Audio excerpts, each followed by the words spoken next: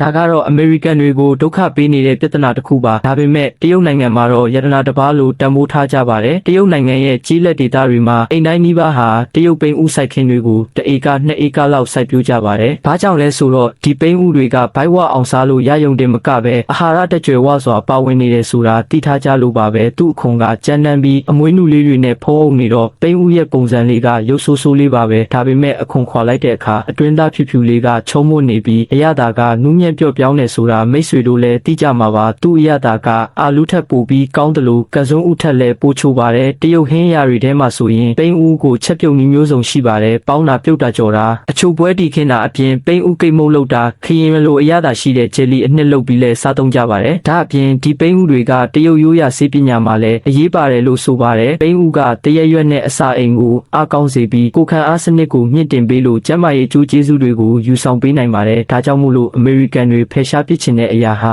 တရုတ်တွေမျက်နှိုးတံမိုးထားရတဲ့အရာဖြစ်နေရခြင်းပါပဲမိတ်ဆွေတို့ရောပိန်းဥစားရတာကြိုက်ကြရဲ့လားဒါဆိုဒီလိုစိတ်ဝင်စားစရာကောင်းတဲ့အကြောင်းအရာတွေကိုတင်ဆက်ပေးနေတဲ့ကျွန်တော်တို့ရဲ့ Creative Studio လေးကို Like and Follow လုပ်ခဲ့ပေးကြပါဦးနော်